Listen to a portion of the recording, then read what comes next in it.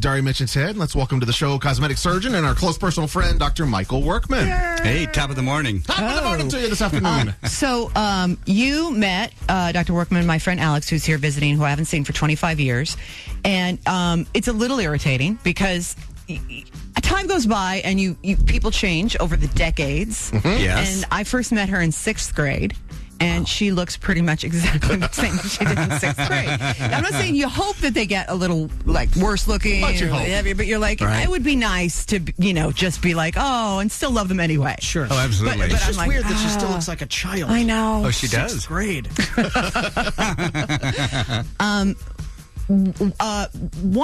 She's actually going to be, can I say this? She's actually going to be a grandmother. I don't believe it. She has a beautiful, beautiful daughter who is recently got married and is going to have a baby this winter. And Alex has had 3 kids herself. So even though she visibly, plainly, demonstratively Clearly does not need anything done to her body at all, she said to me that one thing she's always thought about, especially when when you become a grandma, you become more aware of like age and how you look to people and come across. So she said that sometime she would like to have the procedure where you have a tummy tuck and breast augmentation. The mommy makeover. Yeah, mommy. That's mommy a mommy makeover? Yep. What age do people usually start thinking about that? Does it vary a lot? And like, what exactly does it entail? Like, if she were your patient and she were to come to you, okay, obviously you would send her away. I'd show her the door. Yeah, you'd be like, you're crazy. You don't need anything. Get out! But let's pretend that she did. Sure. And then what would you do? Well, I got my eyes closed here looking at her. Mommy makeover is basically, it's a generic term for doing those procedures that reverse the ravages of being a mommy. And in fact, I saw a woman today who was 23, who's finished with her family, who's had her tubes tied, and we're probably going to do a tummy tuck and a breast lift on her. And in general, if you look at what happens with pregnancy, it's usually one of 2 things. Either the breasts get droopy, and we call ptotic, and they lose volume, or the tummy gets really big and stretched out, or both. And so oftentimes we're doing an augmentation and a lift to the breast, or sometimes we can get by with just a mini lift or a mini augmentation, and then we usually combine that in some fashion with a tummy tuck. And so I understand why the breasts change because you lactate and they change shape and then they go back and then they had stretched because of the volume of the milk and then there's not the volume anymore. But why does why doesn't your tummy just stretch and then go back? And for some people it does. For some people's skin, some of us didn't have a kid until they were 38. Right. Yeah. And their skin was not so pliable. Sure. No, absolutely. Everybody's skin is different. The other thing the gynecologist or obstetrician ever tells you is the less weight you gain during pregnancy, the less likely you are to get really stretched out. So, I would say, do what your OB says in terms of gaining weight. But, these women that gain 60 or 80 pounds, they're the ones that oftentimes really have the badly stretched skin. They're the ones that have the extreme separation of the muscles. And so the less weight you can, gain during pregnancy, the less ravages on your body most of the time. Keep saying ravages. Ravages. What about stretch marks? Stretch marks are very dependent upon your skin. We've all seen women whose breasts have gotten very large and, they've shrunk again following, breastfeeding, and they do perfectly fine. I saw a 23-year-old woman today who had all these stretch marks in her breasts, and I said, have you been pregnant? She said, no way. She said, my breasts developed over a period of 1 year, and they developed so quickly that that she developed stretch marks, just from the breast development, which is not, unfortunately, is too common. I'm gonna show you. Is that? Oh my! Don't look, Dad. Oh. Watch out, camera. Don't look, camera. Oh. Hold on. We videotape the segment. Well, I don't really. I don't have stretch marks, do I? Like that doesn't. No, you I don't see think any? that counts. Okay. Yeah. Hooray! Look, I've been sitting across from that for 9 years. There's no stretch marks. I know every inch of that area. All right, so you go.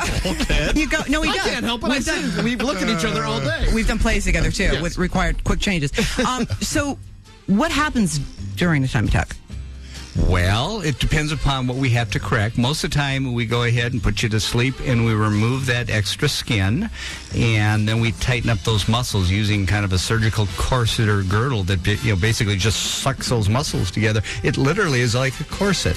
So, How many incisions is that? Yeah. Do you slice from like hip to hip? We tend to go from hip to hip, although if you don't have a lot of extra skin, sometimes we don't have to go quite from hip to hip, but it's below the bikini line. Okay. And most people, I mean, I did it on Carol, my wife, and... Did you really? I did. Like at home, like one evening? It's like, Carol! Well, I got Duke in there to be the assistant. His little puppy. Yeah. We had Dookie. New York, put on the tummy. And so then you just slice, and then you lift up Literally. like a pup tent. Yeah, you scalp the person, in essence, up to the rib cage, so to speak. Oh, my gosh. And then you reach in there with your hand. Yeah. Okay. And, surgical instruments. All right. And Yeah. then you're like, diddly-diddly-diddly. Where did how did For our listeners at home, what does deedle-eedle mean? well, okay, you Actually, what's- also for me, who's sitting across from you. what's pulling the muscles together? Is it like dental floss? Oh, no. Okay. No. We use like a 150-pound test fishing line. Shut up. I don't know if you mean it. No, we use it's a nylon suture that is very strong. It's probably 200. It's a surgical suture. Don't get me wrong, but we use a very tough, non-absorbable suture that literally it's like. Well, we sew them together. It's literally like a corset when we tie those muscles Tying your together. shoelaces. That's amazing. Yeah. And I have a final question about Okay. the procedure for Mitch. Okay. Okay, so okay. Mitch would like to know.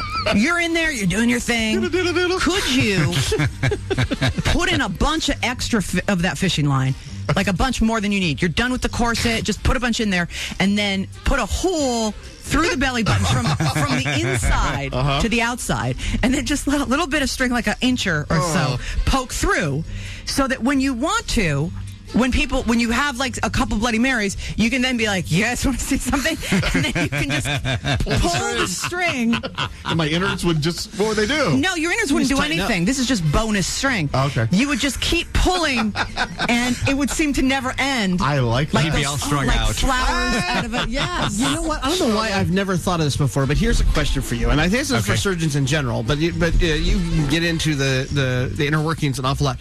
Do doctors ever somehow sign their work or leave messages for other doctors later? A doctor did that not too long ago, and he got in all sorts of trouble. But What are you talking about? Yes, a gynecologist. Like leave your initials on a Yes, bag? that's exactly Because if what you're leaving happened. this nylon, this non-absorbable nylon thing in there, you could put something on there. Or Have a spell good something day, out. Not in Dr. America. Workman.